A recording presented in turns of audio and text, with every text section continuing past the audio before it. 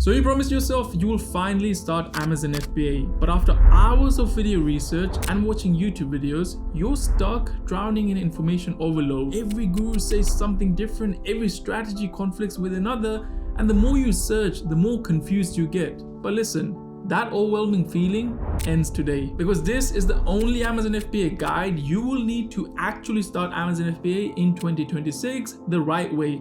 No fluff, no theory, just what works. So instead of wasting months chasing random strategies, I'll walk you through the exact steps to launch fast, get your first product selling, and start seeing real results without wasting a minute of your time. And just to make sure you're not just watching but actually taking action, I'm giving away a free Amazon FBA starter kit, which includes 10 UK-based suppliers and 10 US-based suppliers, plus my step-by-step checklist to get your first sale in less than 30 days. Once this video hits 1,000 likes, I'll drop the full download link in the comment section, so make sure you hit that like button. So grab a pen and a paper to take some notes, and let's begin. So there are 4 things that goes into building a successful Amazon FBA business. The first one is your product. The second is your analysis, the third is your supplier, and fourth is scaling your business. Now I'm going to break down each one of these one by one as simple as possible, so let's begin with your product. See, without a good product, it's pretty much impossible to have success with Amazon FBA. But thankfully, there are thousands of good products out there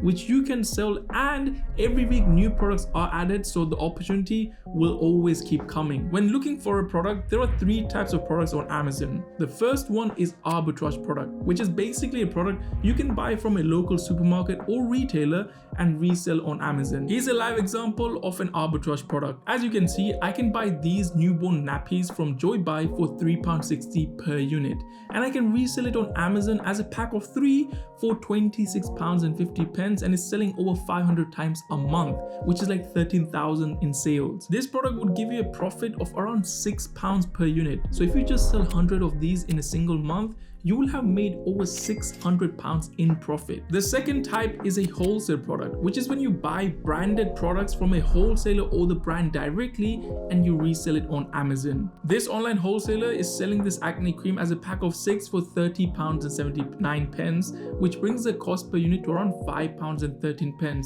And the same product can be resold on Amazon as a single pack for £14.99, which brings in around £3 profit per unit, and this product sells over 1,000 times a month. And the third type is a private label product. This is when you go to a website like Alibaba and you create your own product, or you get a product and you stick your own logo on it. Just like these 5 resistant fitness bands that are being sold for £5.94, whereas you can buy the same bands from Alibaba and put your branding on it for less than £1.50. So now that you know the 3 types of products you can sell on Amazon, the type of products that you are going to look for are going to be arbitrage and wholesale. This is because these products are already selling on Amazon, so you don't need to do any sort of marketing, Amazon ads, or making your own product. You can just use existing listings with other sellers and simply start making money selling these exact same products on Amazon. Take a look at this product of mine. I don't own this product, but this product alone makes me £6,000 to £8,000 in sales per month. The next thing is the product category. Now, I do not look for products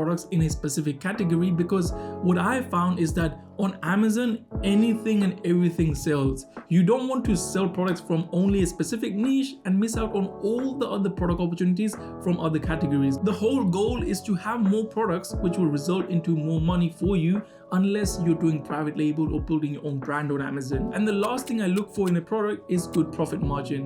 What I consider to be a good profit margin is being able to make at least 30% return on your investment, meaning you can make 30% more than what you spend on buying the actual product. You can calculate this by using an ROI calculator. You can find hundreds of them on Google, but here's an example of how it works. If I'm spending £10 on a product, then I want to return at least 30% more on the £10 I'm spending to buying that product, which will be my £10 plus £3, which is 30% more, which will equal to £13 in return in total, which means I've made 30% return on my investment. Now, this is pretty much everything I look for in a good product. Now, before I show you a real example of a product I've sold in the past, if you're serious about building a profitable Amazon FBA business, whether that's alongside your job or as an extra income stream, and you want one-on-one mentorship to help you start the right way, then you can check out the first link in the description for all the details on how I can help you with that. So this is the product that I sold in the past. As you can see, I bought this product multiple times at low quantity of just 100 units as well as 1,000 units.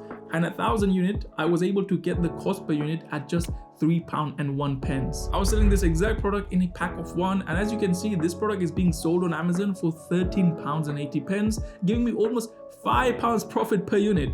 And this product is selling around 200 times a month and has an ROI of over 150%. That's literally crazy because your banks give you an ROI of like 0.5% a year on your savings. And also the way you make sure that this is not a private label product is by making sure there are at least more than 3 sellers selling this product, which you can check right here. So this was an example of a really good product that you can sell on Amazon. And just for information, I don't sell this product anymore. And if you're wondering how, why, like it has £5 profit margin, why are you not selling it?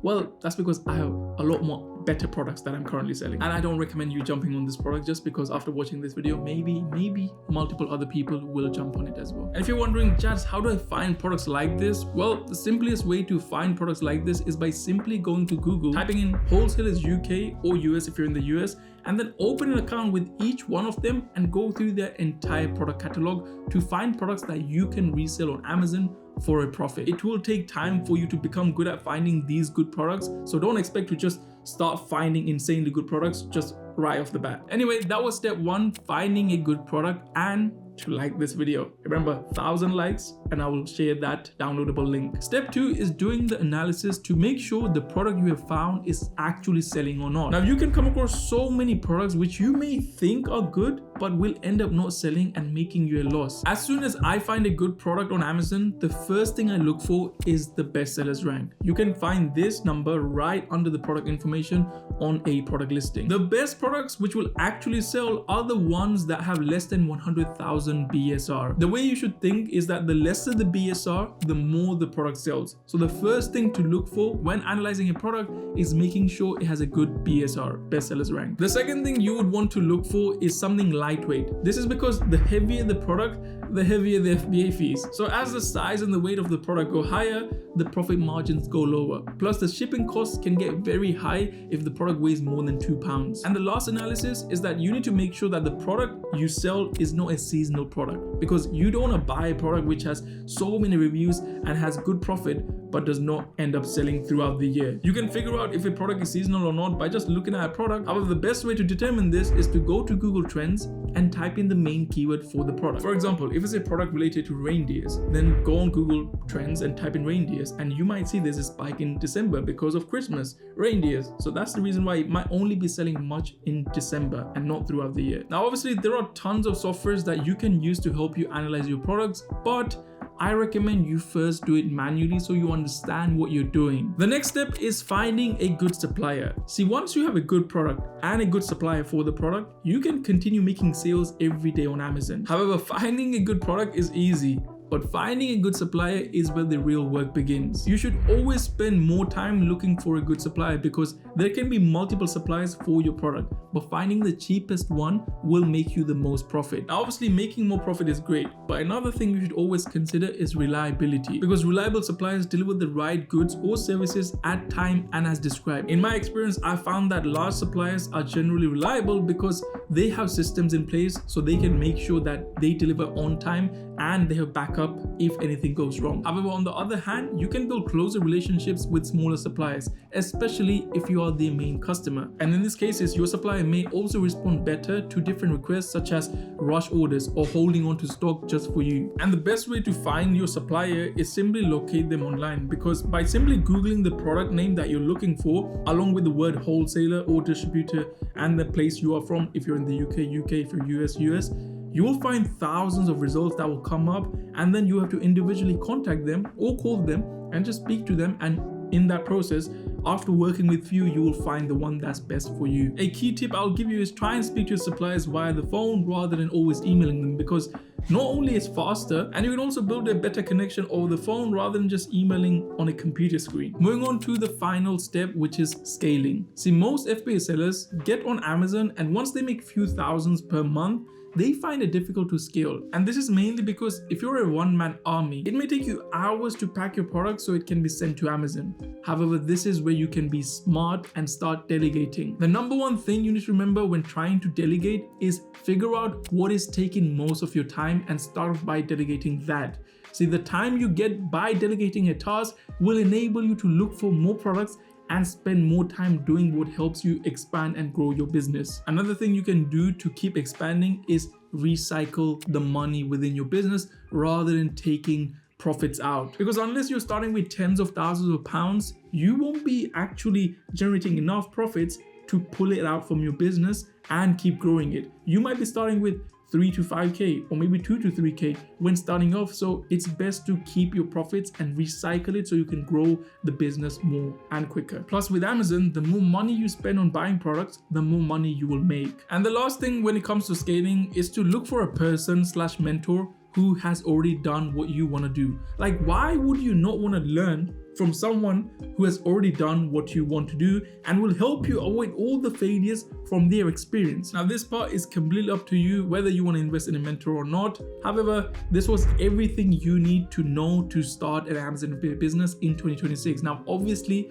there is a lot more to running a business like this, which is the reason why I'm dropping new videos every week to hopefully cover as much detail as I possibly can. And if you want a specific technical video, let me in the comments. And if you want one-on-one mentorship to help you start the right way, then go check the first link in the description, or you can go check out this full Amazon FBA wholesale step-by-step tutorial that goes in detail everything from finding a product to shipping a product to everything basically. So I'll see you there. Take care and peace.